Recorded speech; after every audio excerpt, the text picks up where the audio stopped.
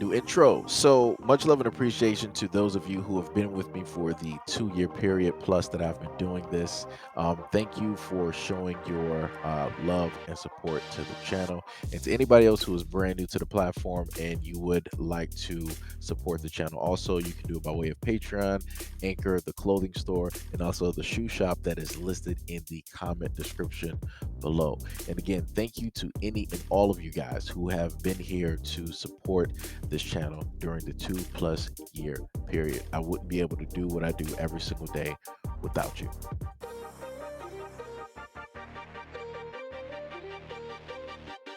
Hear me clearly. America is not a racist country. We need to address, well, first of all, no, I don't think America is a racist country. Black man, look, you nigger, give me a call, black man. Give me a call. I'll give you $300, black man. Black nigger, give me a call, black man. No one fucking wants to look at you. Come on, black man. Come on, black man. Come on, nigger. Wow. Look. You know what your name is? Nigger.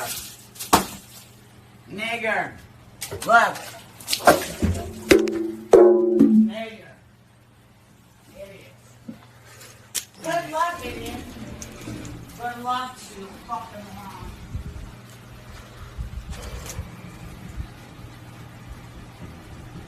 Authorities in Mount Laurel have charged a Middlesex County woman who berated a hotel staff member earlier this week, repeatedly using racial slurs in a video that was shared online and reviewed by police.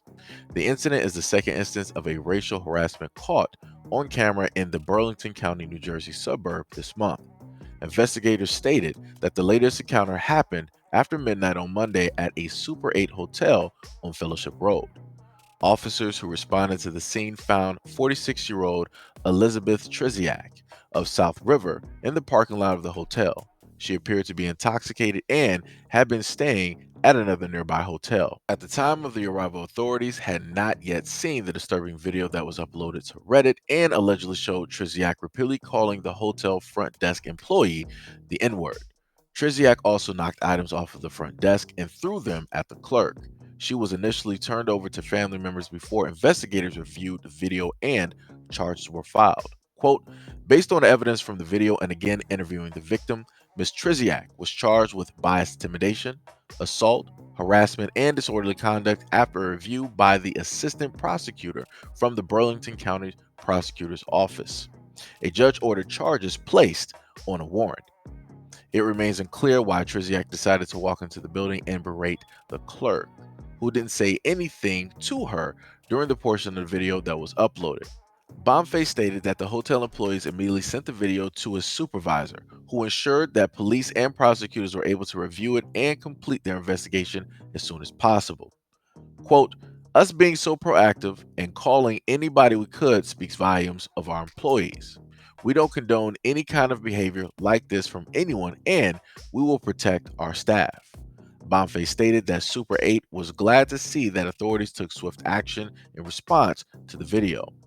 Earlier this month, Burlington County prosecutors filed charges against 45-year-old Edward Cagney Matthews, who was filmed as he threatened and racially harassed his black neighbors in Essex Place condominium department in Mount Laurel. Video of the incident in which Matthews stated his own address was shared on Facebook and later prompted a protest outside of his property at the time of his arrest. An investigation into Matthews unveiled a history of aggressive behavior and allegations, including threatening notes left for neighbors. Matthews, who has 20 prior convictions, faces multiple criminal charges and will remain in prison until his trial date.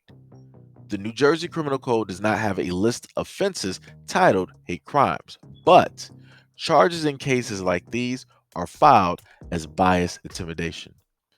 So for Edward Cagney Matthews, they stated that he was drunk, he wasn't in his right mind, all of the excuses that we normally hear from a lot of these true Americans who like to show their true selves, right? And then he wanted to go on and try to apologize for it and all of these other things, right? So now you have the same excuse for her. another true American who was drunk, who was, yelling all types of obscenities, throwing things around, and, deciding that they wanted to go directly towards a African American, right, clerk, and yell all of these racial slurs. And I'm pretty sure that this person, you know, depending, is going to come out and say, oh, I wasn't in my right mind. I'm sorry for this and all these other things. Like I said, it's amazing to me that she was originally turned over to family before she was turned over to police. Automatically, she should have been in police custody and locked up in jail, and for a whole host of things, right? Like they said before, they don't really have hate crimes. So, that bias, intimidation, on top of destruction of property, and whatever else, any and all charges that they can basically throw on her to keep her locked up, that's exactly what they should have done. Because at no point in time should any of this have taken place. But yet again, let's remember, these are the same people that want to say that race doesn't exist, that racism doesn't exist, that they don't see any type of color. And if you do see color, then you yourself are the racist. And these are the exact same people who don't want to have, let's say, critical race theory taught in schools. These are the exact same people who don't want the actual brutal, terrible, right, history of America to be taught to their kids, because they would rather their kids be ignorant of a lot of the atrocities that their own have caused and brought onto other groups of people. They want their kids, in a sense, brainwashed to think that, they are everything that is good in the world and the universe. And the only things that they've ever done is try to go out and help other people, right? Bringing the preachings of God and Jesus to all of the people around the world, right? And how they, along with others, worked hand in hand to build a lot of these great nations. And not the actual truth that in order for them to, in a sense, be on top for as long as they've been here, they had to basically, stab a lot of people in the back. They had to, in a sense, exterminate. They had to get rid of a lot of the populations that were on each of these, continents, in a lot of these countries. That's case in point what took place with the indigenous people of North America. So, like I said before, you can't tell me that there is not a race problem when things like this consistently happen to the same exact people, time and time and time, year and year and year, decade upon decade upon decade upon decade. Like I said, there's history to this. It's not a variable. It's not a once in every blue moon. This is a consistent every single day of every single hour of every single minute thing that takes place in America.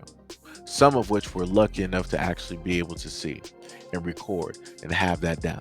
The others are going to be stories that are going to be passed down from one person to another person to another person to another person. But as they say it, race is not a problem in America. Racism doesn't exist. Remember, they voted for Obama. But anyways, let me know what you guys think about this video and everything that I listed in the comment description below. And as always, peace, love, and stay tuned for the next video.